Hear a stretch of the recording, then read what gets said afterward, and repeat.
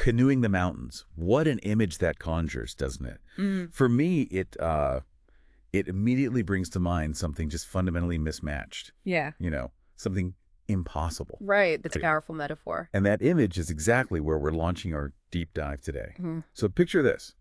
President Thomas Jefferson, way back. Right. He commissions Lewis and Clark, the core of discovery, their big mission. Find a water route. Yeah, find that elusive Northwest Passage, a navigable water route, connecting the Mississippi all the way to the Pacific. And what's truly fascinating here, the core truth they actually uncovered, is that no such passage existed. None at all. No navigable river, no continuous water route, nothing. Their driving assumptions, even from Jefferson, these brilliant minds, They were just wrong. completely mistaken. Their entire mental model of the continent was fundamentally flawed. Wow. And this sets up our central theme for today's deep dive. What happens?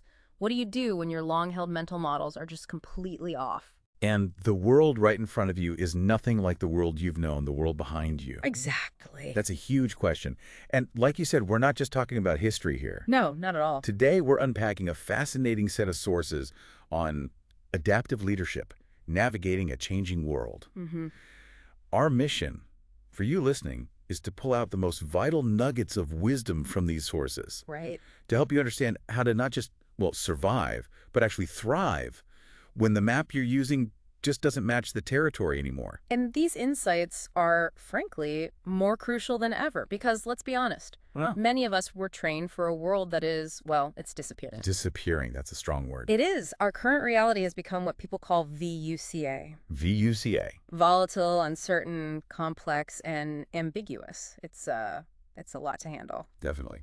So this deep dive, we designed it to offer you a kind of shortcut, a practical guide to navigating this new landscape. Okay, so let's circle back to Lewis and Clark then. That analogy. They didn't find a river, they hit the Rocky Mountains. Rack into them. Yeah, but they kept going, they persevered. And what really struck me in Todd Bolsinger's work was his observation. He says, in moments of deep disorientation, we often try to reorient around old ways of doing things. Right. We fall back. We go back to what we know how to do. We keep canoeing even though there is no river. That's it. That human tendency is incredibly powerful. When we're facing rapid change, these unfamiliar circumstances, we instinctively cling to our old assumptions. As like as possible.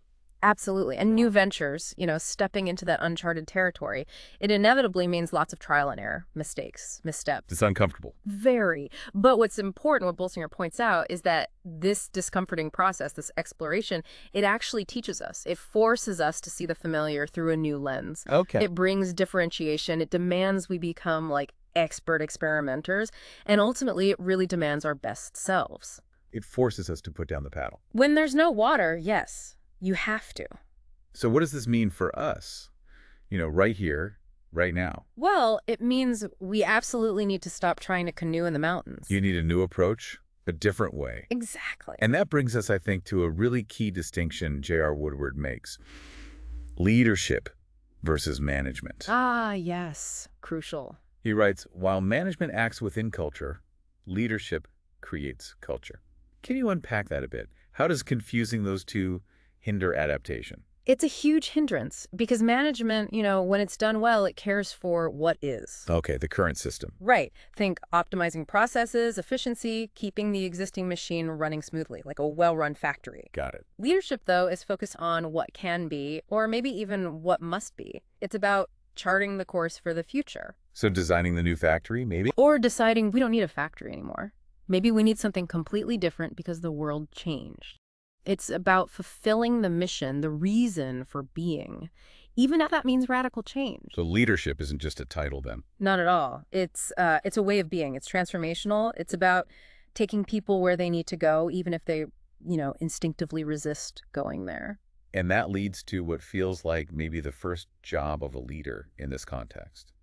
Creating a healthy culture. Absolutely fundamental. A culture that has the capacity to experiment, to innovate. Yeah. Take some risks. Adapt. Yes. You need that foundation. Our sources describe it as aligned, cohesive, clear. It's the soil where adaptation can actually grow. Without that, you're kind of stuck trying to manage the old way while the world moves on. Precisely. You're managing decline, not leading transformation. Okay, so if culture is the soil, what's the seed? What's at the core of this adaptive leadership? Learning. At its heart, it's about a relentless commitment to learning. Learning. Okay. Our sources bring up this concept, beginner's mind. It comes from Zen Buddhism, Japanese martial arts. It's beginner's mind. Yeah, it means having an attitude of openness, eagerness, a lack of preconceptions when you're studying something, even if you think you know it. So approaching things fresh. Yeah. Not assuming you have all the answers. Exactly. Right. And this isn't just, a nice philosophical idea. It's practical. It's how continuous learning keeps leaders relevant when the ground is constantly shifting under their feet. It sounds like it's about unlearning, too. Just as much about unlearning as learning. Yes. It seems like adaptive leadership boils down to letting go, learning as we go, and keeping going. That captures it beautifully. It's not a destination you arrive at. It's a continuous journey. A continuous journey of discovery. You have to embrace that mindset. I am on a journey of discovery, constantly open. Okay, so we're putting down the paddles. We're embracing learning. Mm-hmm. What gear do we need? What do we pick up instead? Margaret Wheatley offers a powerful thought here. She says, the primary way to prepare for the unknown is to attend to the quality of our relationships, to how well we know and trust one another. Foundational. Absolutely foundational. Trust. Well, trust is vital for any kind of change leadership. Without trust. There's no travel. Yeah. You can't ask people to step into the unknown with you if they don't fundamentally trust you. And how is that trust built? It's not just words, right? Definitely not. It's not built through mission statements or, fancy posters on the wall. It's built brick by brick. Through consistent behavior. Action. Genuine empathetic actions that show you actually care. It's that constancy, that relational congruence, they call it. Relational congruence. Yeah, your actions consistently match your words, your intentions. It comes from genuine affection, warmth, even love for your colleagues, your followers. That's the bedrock. That allows people to be brave with you. Exactly, to face the uncertainty together. Okay, so relationships and trust are key gear. What else? Lawrence Gonzalez in Everyday Survival talks about awareness. He says the key to surviving unknowns is a constant posture of curiosity, awareness, and attention. You have to be paying attention. Really paying attention, not just going through the motions. Looking beyond the obvious. Yes. And Ronald Heifetz has some great wisdom on this. He says, you don't change by looking in the mirror. You change by encountering differences. So getting outside your own perspective. Absolutely. His advice for observation is brilliant.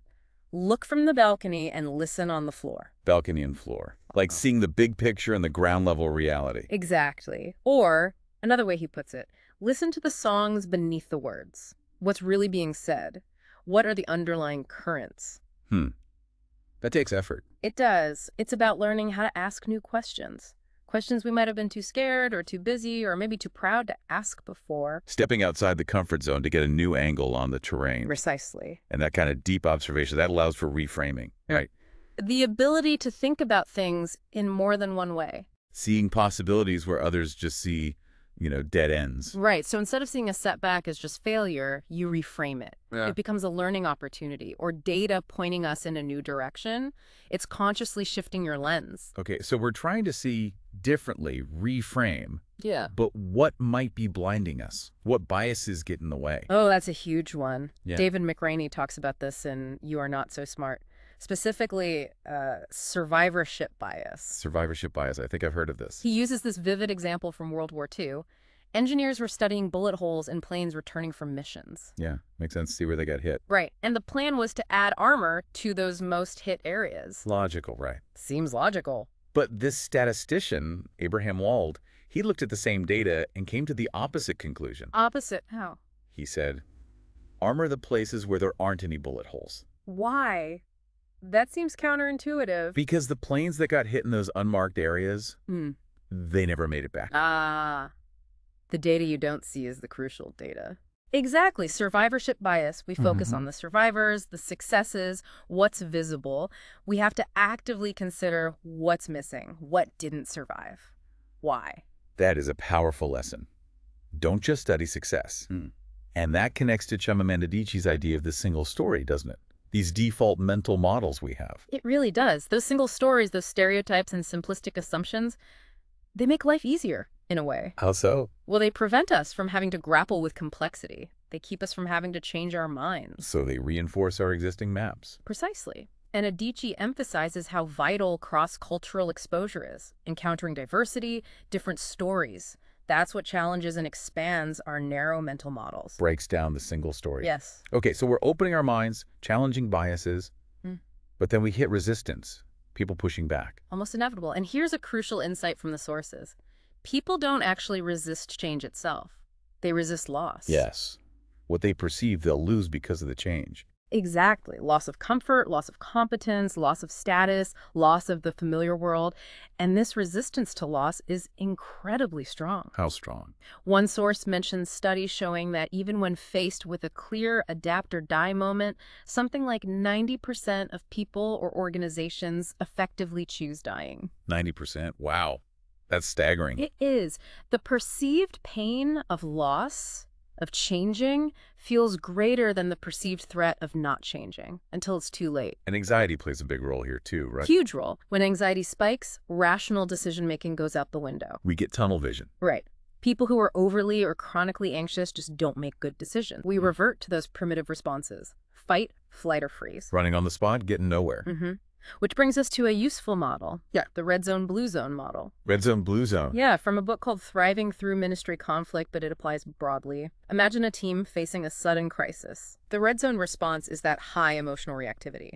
Panic, maybe blame, clinging desperately to old ways. It becomes all about me, my survival, my acceptance, my competence, my control. Self-preservation kicks in hard. Totally. The blue zone, on the other hand, is characterized by a calm, cool peace. It's focused on effectiveness, on the mission. So less me, more us and purpose. Exactly. It's asking, okay, what's our purpose here? How do we adapt to serve that purpose now? The goal is always to choose principles, the mission, over personal need or panic. So the leader's job isn't to eliminate anxiety. No, you can't. And maybe shouldn't entirely. But to manage it, to create healthy anxiety. That's the delicate art. Enough tension, enough cognitive dissonance to get people off autopilot, to overcome complacency. But not so much that they flip into the red zone. Precisely. A gentle nudge, maybe a firm push sometimes, but not a shove over the cliff. Okay, so navigating all this, the change, the resistance, the anxiety, leaders have to make tough choices. Hard choices about what to preserve and what to let go. How do they decide? The key is the core ideology. What is truly precious? What is absolutely worth keeping, no matter the circumstances? The non-negotiables. Exactly. And the most critical question, the one leaders need to keep asking, is, are we clear on and committed to our mission? The mission above all. Ultimately, yes. The mission is the anchor. It's the fixed point in that changing world we talked about. Strategies might change, structures might change, but the core purpose should remain clear. This reminds me of Jim Collins' hedgehog concept. Yes. Very relevant. That intersection of three things, right? What are we deeply passionate about? What can we potentially be the best in the world at? Yes. And what drives our economic engine? Yeah. What pays the bills, basically. Exactly. Finding that sweet spot, that unique intersection. It provides strategic clarity. It helps you know what's core, what's your unique strength to preserve and build on, even as the environment shifts. It helps you know which mountains not to canoe in. Well put, yes. It guides those choices about what to keep and what to discard. So, at the end of the day, after all the thinking, the reframing, the culture building, Yeah. what really matters? Behavior. Nothing truly changes until there is a change in behavior. Cock is cheap. Pretty much. Nothing has actually changed until people start acting differently. Consistently. And leaders model that. Leaders are developed by doing, by learning in the doing and reflecting on the doing. They often have to start by acting on conviction, taking those first, sometimes uncertain steps. It circles back to that Bolsinger quote. It does. He sums it up so well. Leadership is energizing a community of people toward their own transformation in order to accomplish a shared mission in the face of a changing world. Transformation, mission, changing world, all tied together. That's adaptive leadership. Wow. We've covered a lot of ground today. Some challenging terrain, from canoeing mountains to telling the difference between just managing and truly leading through change. It's been a deep dive for sure. Unpacking how you lead when the old maps are useless and you need to start drawing new ones. So if you had to boil it down, what's the core takeaway for you? I think it's that these adaptive challenges, they demand learning. Right. Broad, widespread learning, not just at the top. Everyone involved. Yes. And a commitment to transformation, both personal and organizational. Plus, crucially, a willingness to embrace discomfort. That discomfort of the unknown, of letting go. Exactly. Yeah. Systems and the people in them, we all naturally seek stability, right? We crave equilibrium. It's human nature. It is.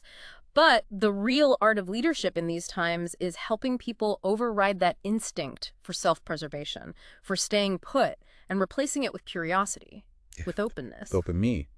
So for you listening, what stands out from this deep dive? Think about your world, your own context. Yeah, where might you be trying to canoe in the mountains, clinging to an old map that just isn't working anymore? Where are you resisting loss, maybe? And consider this provocative thought from Dave Gibbons. Okay. He said, "The future is already here. It is just on the margins." The future is already here, just on the margins. Thinks you think, doesn't it? It really does. Where could you look, to find those margins in your world? How can you start seeing new possibilities, asking those new questions we talked about? Pushing beyond the obvious, the comfortable center, to see what's truly emerging. We invite you to continue your own journey of discovery.